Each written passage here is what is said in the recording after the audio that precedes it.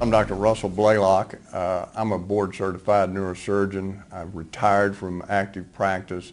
Now I do primarily theoretical research in neurosciences and spend most of my time writing research articles, review articles on neuroscience projects at the present time.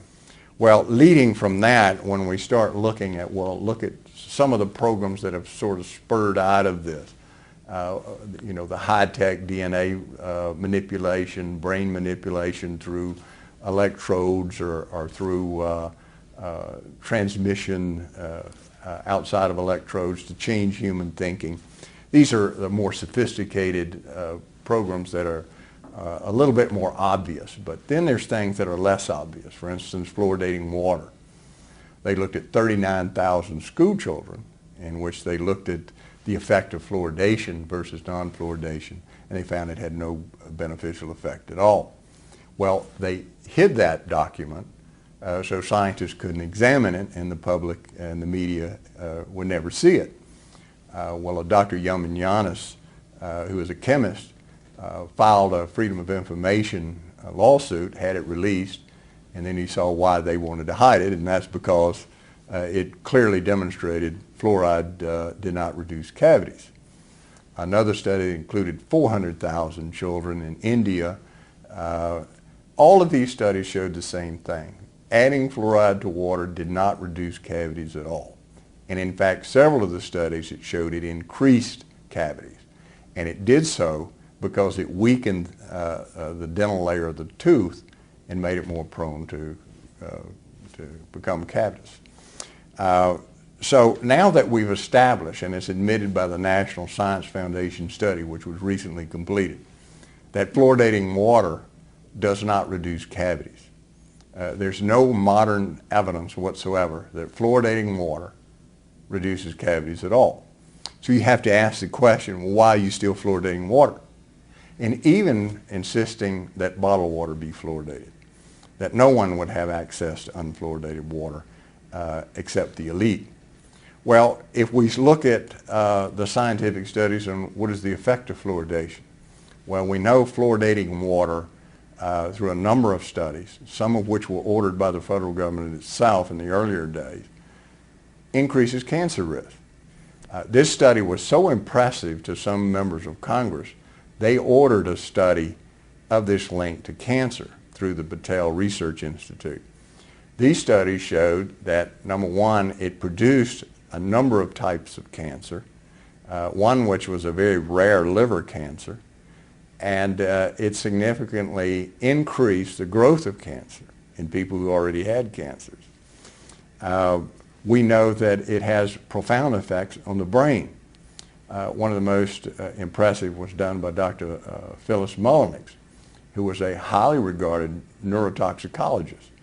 The fluoride produced two main effects. If you fed the fluoride to a pregnant animal, the offspring then became hyperactive.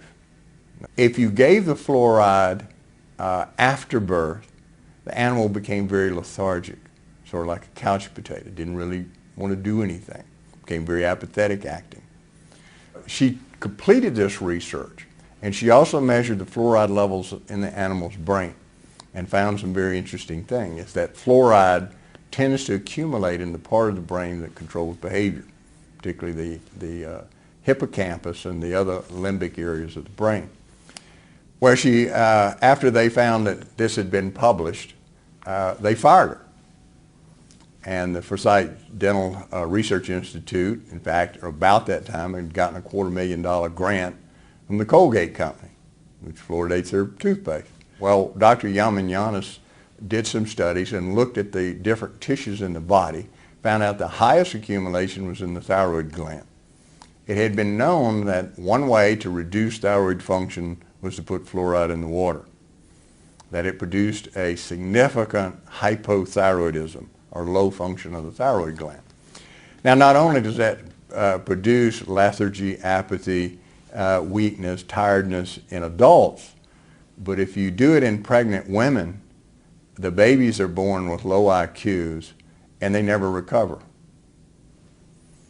So we've got some rather profound problems with fluoridation that are now well documented from laboratories all over the world without any question. For instance, one of them Dr. Varner did out of Europe, in which he looked at 0.5 parts per million, which is half of what's put in water, and found significant death of neurons in the brain and damage to the blood vessels that supply blood to the brain.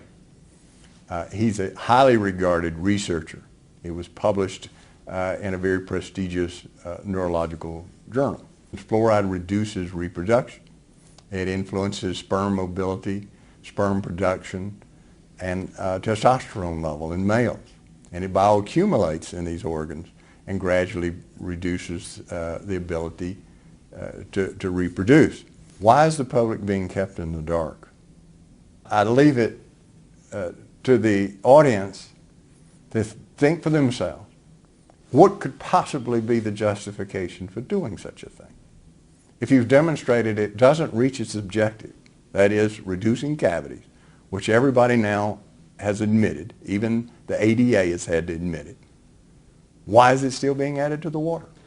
And so, just answer that question yourself without saying, well, they're doing it on purpose. You have to say, well, either they're doing it on purpose or they're the most incredibly stupid, incompetent people in the world, and they don't deserve to be in positions of power and should be removed from positions of power. And people with good cognitive sense replace them. There's the only two choices you have in this debate. Either they're incredibly stupid and incompetent or criminal, or they're doing it on purpose for a reason, which goes back to the Rockefeller design of human engineering.